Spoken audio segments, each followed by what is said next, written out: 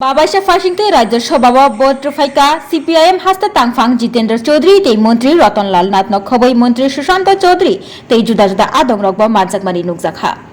49 কিসের ভিত্তিতে মানে কোন ভিত্তি বলতে ত্রিপুরা রাজ্যে দেশে এবং রাজ্যে ভারতীয় জনতা পার্টির নেতৃত্ব এনডিএর নেতৃত্ব বিশেষ করে প্রধানমন্ত্রী নরেন্দ্র মোদীজির যে চিন্তাধারা গত 6.5 বছরে ত্রিপুরা রাজ্যে যা ডেভেলপমেন্ট হয়েছে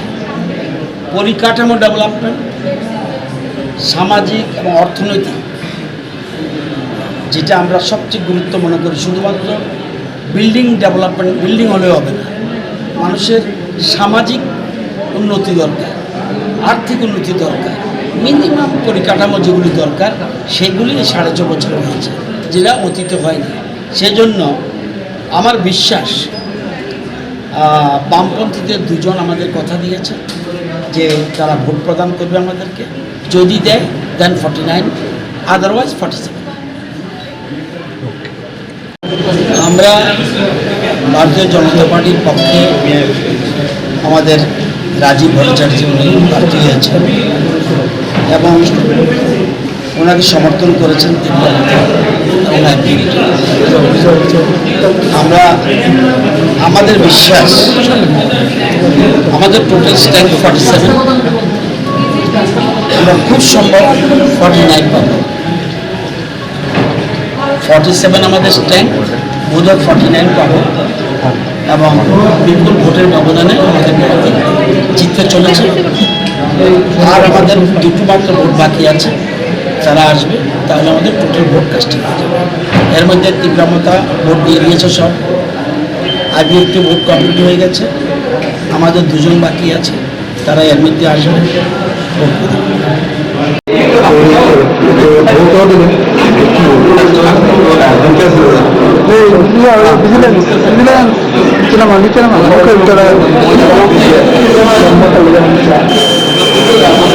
আমরা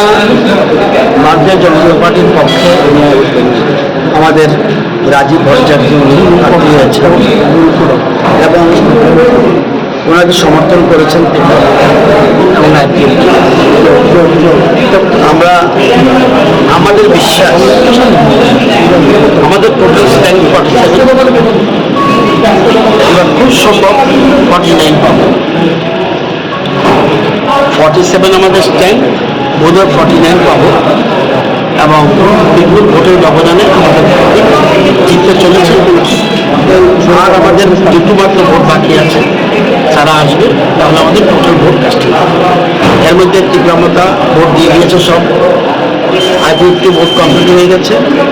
আমাদের দুজন বাকি আছে তারা এর মধ্যে আসবে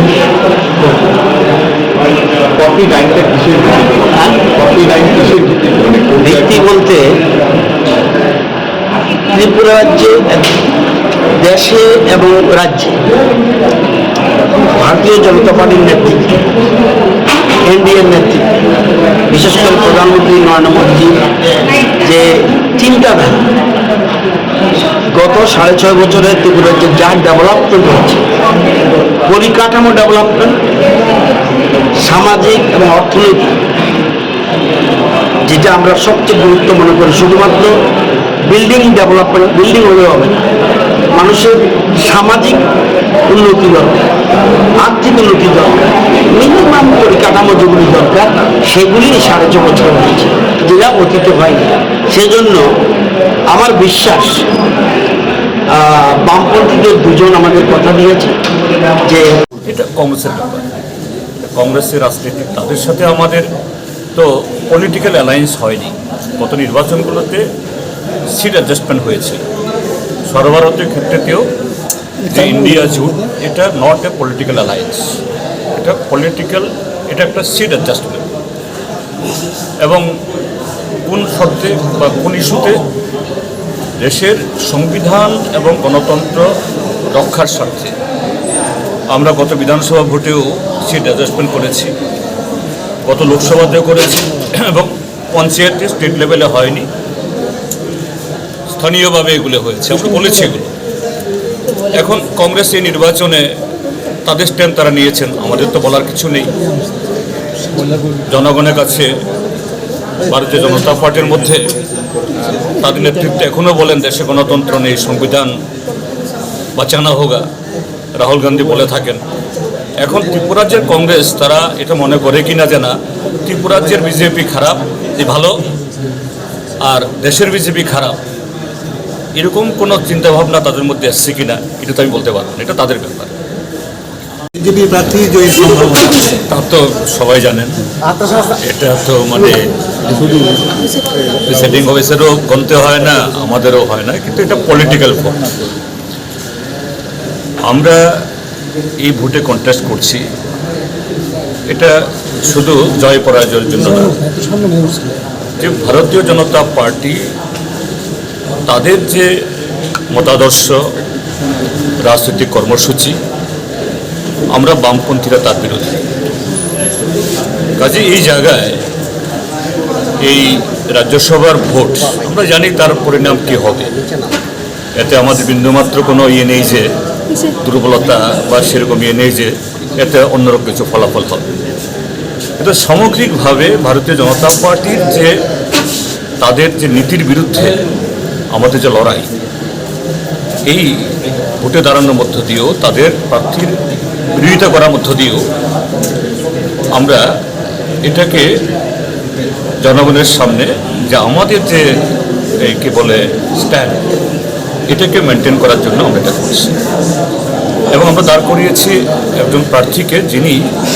আমাদের দেশের সবচেয়ে পশ্চাৎপদ নাজুক এই অংশে মানুষের প্রতিনিধিত্ব করেন। যেহেতু আমাদের